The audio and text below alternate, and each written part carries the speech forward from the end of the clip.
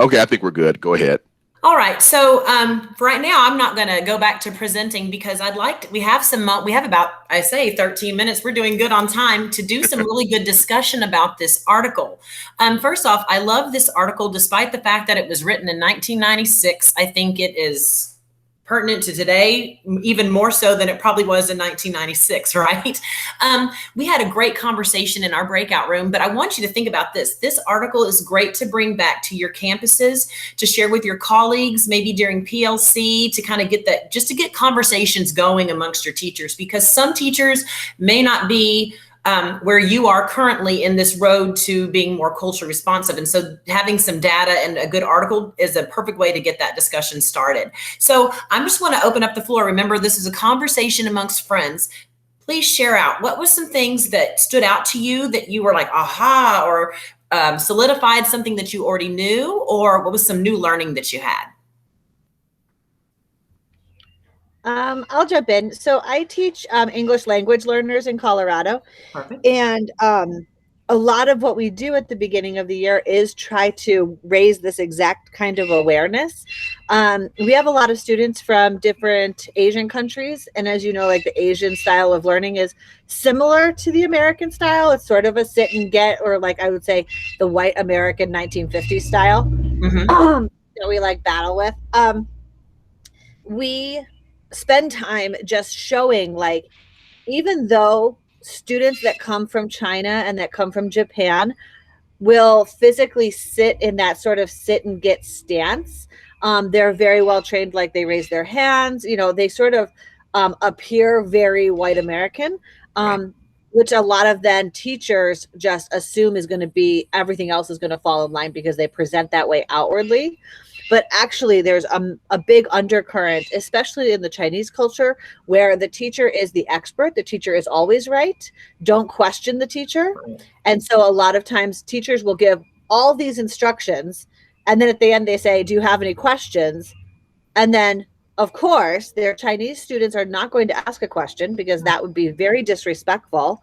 That would indicate to the teacher that the teacher was not doing a good job explaining it. Right. So they don't ask a question. And then 2 weeks later, the project is due and it's wrong. Right. And the teachers get so frustrated. Well, I asked them if they had any questions. So I'm really looking forward actually to taking this article back with us. Right. And then taking it outside of just the sort of our Asian newcomers. And in the last chunk, there was a paragraph about field dependent and maybe some cultures that's more of a prevalent learning style, and to highlight that for some of our teachers too, which I think would be powerful for them. They like the specifics. They don't like us to say some cultures, right? They like us to give them exact examples. Exactly. So thank you for this article. Yes. Just to piggyback a little bit on what you said about your Chinese students, I noticed that at our campus, we're a bilingual campus. So our bilingual teachers say the same thing among our Hispanic students. It's improper to question the teacher, to even disagree in conversation or any of those things, so they just stay quiet. Would anybody else like to share something, some new learning or an aha or something that solidified something you already knew? I'll go ahead and share. Not an aha moment, but I certainly agree. At the very top of the article where it talked about cognitive style, and it talked about it varies from person to person, but there are some commonalities. And it talked about gender and culture and your economic class. So I teach third grade in Michigan, and I'm in the inner city. And so I do agree with that. We have to be able to match our learning styles with the children. I think it takes a lot of observing them to see what their learning styles are, and we need to bring it in to the classroom. We can't just be, if you're a visual learner, I'm just going to teach this certain way. I think you have to do multiple things in a classroom. You have to be hands-on, you have to be visual, you have to be audio, you have to do all of these things at one time so that you grasp and get all of your children. It also mentioned about not doing that can create emotional and or behavior problems. And it said the answer to both questions could very well be yes. And I do agree, because you might lose some of your kids because you're one way with, the learning style, and then they're a different way. And so you start to see behaviors come out because they're like, hey, you're not getting me. I don't know what to do. So then they start acting out, or they start doing different things because you're not capturing them as well. So I found that to be very true. And it is difficult to try to get all of the learning styles going at one time. I do agree. Sometimes I have a difficulty with that. But I do the very best I can to try to reach all of my students with their different learning styles. Exactly. Something to add on, the reason why, and to what she was saying too, what Ms. Hood was saying is, in the past, my district has been dinged by the state for having too many office referrals for Black students, as well as we've been dinged by having too many special education referrals where students did not qualify. And so I think conversations need to be had, and maybe this article is a good one to drive that conversation when we have PLCs and maybe MTSS and RTI meetings, when teachers are coming forward and saying, well, he's not able to learn. We can come back with, well, did you try this? What was your instruction like? Did you try a different type of instruction? So many times it's like, well, they just didn't get it. And I've done this, and and this assessment showed it. So we can come back and say, well, what kind of instruction were you doing? Have you let's go back and try maybe, more hands-on, or giving some more conversation for that student, or something to that extent. Did anybody else have something they'd like to share? I know, not to put some of the people on my team on the spot, but I thought Miss Grace and Miss Jenny had some awesome comments. Miss Bennett, could you share out what you were communicating in the group? Thank you. She'd love to. I can see her face. She's smiling, so excited. Yeah, coffee. I need another Good cup. morning. I had a short paragraph that was about, it was different than the one I'd had before, relationship of cognitive style to disabilities. And I do support special ed. And I think my biggest takeaway was that different cultures respond differently. You've already set the stage for this conversation. Mm-hmm. And if you're looking through a white supremacy lens, there's a lot of times that you're going to see that as a behavior. Exactly. Or you're going to see that as an issue, a cognitive, a delay, a learning issue, as opposed to giving the space for a different way of expression and communication. I think I work with a lot of a diverse population, and I think I work with fabulous teachers. So I feel like I get to experience much more situations of when it's working. Right. And I did mention that I think sometimes the hard shift is when we have to do assessments, because I think the ESPA are not culturally responsive. Right. And it just seems that it's you can just physically see students shifting energy wise. Yeah. Actually, we haven't had to see it this year or last year. Yay! Wow. Thank you, COVID. The only time I will say thank you, COVID. Right. It had an advantage for that one for sure. And I will say that every now and then a sub will come in and you just are like, as much as I want to keep my scholar in inclusion, I am going to exit because this person is not understanding. Right. This desire for the student to communicate the way they are. Does that kind of pretty much, did I catch it, Mr. Stone? Oh, yeah. Absolutely. And there was I thought you did a great job, Ms. Bennett. And do we have time for one more, Ms. Ela? Yes, one more. And then while you're talking, I'm going to go ahead and bring that presentation back up. All right. Yes, ma'am. Jenny, could you give the comment that you gave in our group, please? Sure. So my section, let me bring it up here, was overview of culture and cognitive style. And I guess what about different learning styles between Native American students, mostly that I work with, is just much different than just maybe mainstream culture. in the schools. I guess one of the striking differences is the way that we would like run a classroom with students, and that is a lot of times when they were coming in on Wednesdays, we would, you know, have some of the lights low. We would take a time for silence. We would say what we were grateful for. We would build those like a strong relationship before they were going into learning, and, you know, kind of listening to them and, you know, spending like about 10 minutes doing that. And a lot of the students I saw that I heard had behavioral maybe issues with other classes, or teachers would contact us.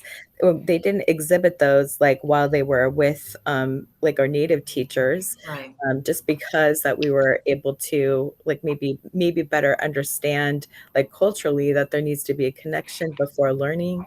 Exactly. And there are just a lot of other cultural factors that our students did better comparatively to like other classrooms. So Thank you. Hey, Joya, I love that you shared that, because I think we need to, I think a lot of times teachers look at it when we say things like, oh, let's do culture responsive practices. They think that it's something extra that they have to do, when it really ultimately is just best practices, you know? And so what you were mentioning about like dimming the lights and talking about what you're grateful for, I mean, really in essence, it's not really anything extra for a teacher to do that day, you know, to do those things. And so I think we also need to push that, you know, with the teachers that we work with to kind of come on board. Mr. Fisher? Yeah, and this is a great area for me to add. That's one area, just listening to Jenny as she spoke about Native and Indigenous education. That's an area where I think we really missed the boat. I've just noticed as I look around, as I'm consulting and looking around, I noticed that we don't even think about our Native and Indigenous people, and they're even referred to in past tense. You know, and I think we missed the boat there. Recently, I've had the opportunity to go down to the Navajo Nation and lead a few engagement review teams, and Mr. Stone has as well. I think he just finished one maybe last month. One thing that I noticed the 3 days that I was on the reservation was just the focus that they took with honoring the culture and language, you know, putting those kids first. So I noticed something that was really cool. Instead of telling those kids that they were ESL, which they weren't because they're on their own, you know, they're on their own land, they had the Dene words or the Navajo words first, and in parentheses under those words, they had English. So like this is a secondary culture. What your language is primary, and that empowered those students. And they took time to, like, when it was really cool, like the little kindergartners came up to me and they introduced themselves, and they would introduce their clan first, you know, and also in their culture, which is very different than Eurocentric culture, they focus on the matriarch. So they talked about their grandmothers and that lineage, where in our culture, we kind of devalue women. So that was cool. Right. So I could see how if they're forced to come into a Eurocentric culture, it is totally opposite of what they're used to, and they wouldn't thrive there. So that's just something, as I'm thinking about the article and I'm hearing things, that's just, you know, and I'm glad that I did that, because I would not have known that myself. Yep. Thank you. No problem. So I wanted to kind of go back, and then we're going to touch on the Indigenous, our Indigenous students as well. Another few takeaways, which I know some of you saw from the article, were the types of learners. And I think Ms. Hood mentioned it earlier, but that we have the field independent learner and then the field dependent learner, where our field independent learners are mostly that European American student that are motivated by that intrinsic appeal. They can work well alone on an assignment or a project, and that this is the way the majority of teachers teach and is the way that we were taught, but that our field dependent learners are more prominent among African American, Arab American, and Hispanic American students that are more group oriented. They are better on verbal tasks and need personal conversational interaction, and achieve higher and learn better when engaged in social discussions. So I keep referring back to, let's look at the amount of teacher talk that we are doing versus the amount of student talk. I do want to reiterate that, that not all European American students are going to be field independent, same as not all African American, Arab American, Hispanic American students are going to be field dependent, but that we should add a variety of teaching styles and formative assessment, and it's just going to be occurring for all of them to help them be successful. So I wanted to also touch base on the other types of learners with our Indigenous students. And, I'm going to be honest, this has been an area of growth for me as well. So I'm thankful that I'm getting a chance to share this with you, but that it just said that they're oftentimes misunderstood by teachers who are steeped in that Western perspective, and that they're among those group of complex systems for understanding and responding to that to nature have supported their survival for countless generations.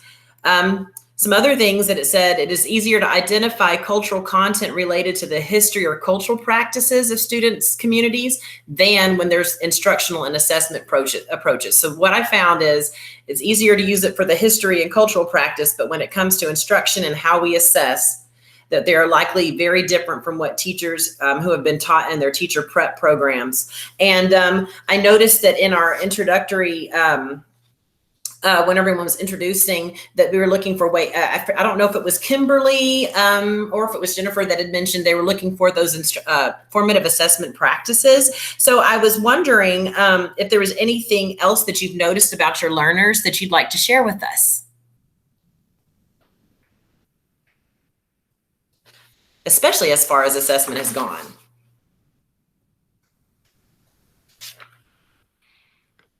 Could you say the name again, Joya?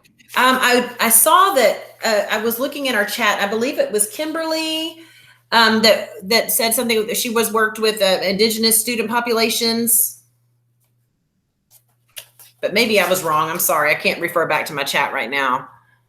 Yeah, let me look and see. But if there's anybody that would like to share about their experiences with our Native students, any more than we already have. If not, we can move on.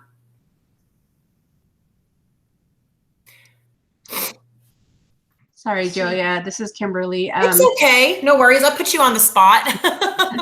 So I'm sorry, what was your question again? My question was there anything that you wanted to share that you've noticed as far as formative assessments how it's been going for students, and it's anything in general that, because I'm like learning a little bit today and I would like to learn a little bit from you. So so I am Native American, but as far as seeing assessments, it just depends from different students that take the tests and how their cultural background is. Mm-hmm. So some of them identify with being really culturally in the culture of Native Americans. So therefore, when they see certain things, they question whether they should be taking the test.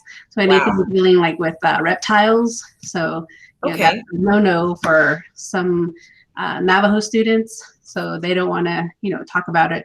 So it makes us question what we have to do for the assessments that are being given to students of our Indigenous background.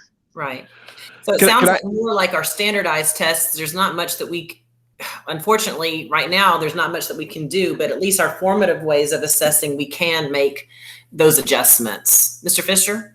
Yeah, and I'll just be very brief. And then it looks like I saw Jenny and Kimberly both on mic at the same time, so I definitely want to capture Jenny as well. Okay. Just listening to Kimberly actually triggered a memory for me. I remember being down in the Navajo Nation. One of the things that the instructional coaches and the teachers told me was that just what she said, like very often we tend in Western culture, we wear shirts with different animals and reptiles and ties, and that's a no